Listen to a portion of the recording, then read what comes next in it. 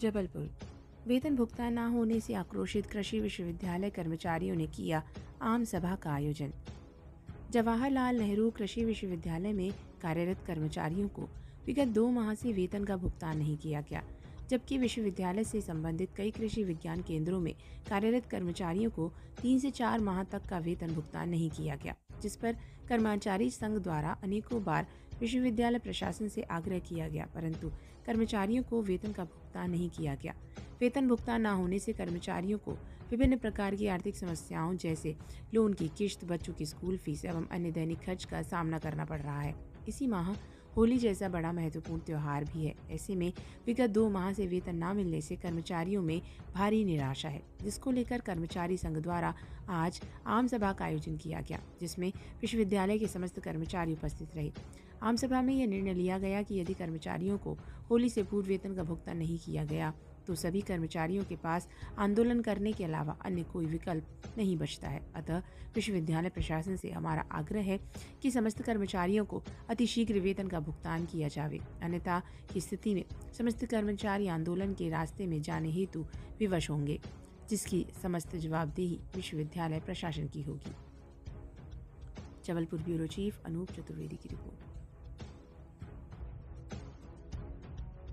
जवाहरलाल नेहरू कृषि विश्वविद्यालय के समस्त कर्मचारियों की वेतन से संबंधित समस्याएं लगातार संघ के पास आ रही थी और लगभग हर वर्ग का कर्मचारी इस वेतन संबंधी समस्या से पीड़ित है। इसी समस्या के समाधान के लिए हम आज कर्मचारियों के माध्यम के साथ बैठकर आम सभा की और उनकी समस्याओं की जानकारी प्राप्त की।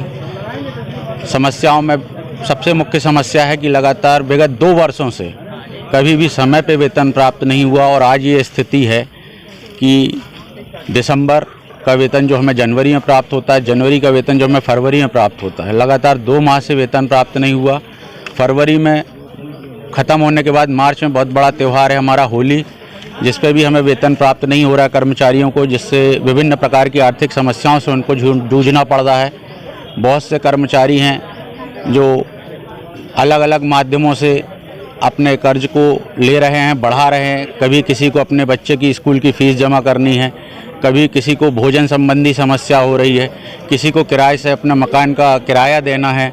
साथ ही साथ लोन जो एक सरकारी कर्मचारी की बहुत बड़ी उसके ऊपर जिम्मेदारी रहती है, उसको ना चुका पाने से उसकी सिविल ख़राब हो रही है, बैंक में उधार ले लेके अपने लोन का किस्त जमा कर रहा है। इसी प्रकार की समस्याओं को समाधान के लिए हम माननीय वीसी साहब के पास आज जा रहे हैं इस आम सभा के माध्यम से, और भविष्य की रणनीति आज हम तय करेंगे कि यदि इस प्रकार की समस्या रही तो विश्वविद्यालय किस प्रकार चलेगा।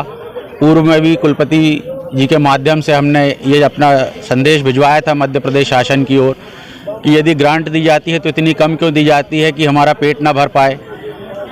12 महीने की ग्रांट है, 10 महीने में ख़त्म हो रही है। ये किस प्रकार का मध्य प्रदेश शासन की गणना है किसी एक संस्था को चलाने के लिए।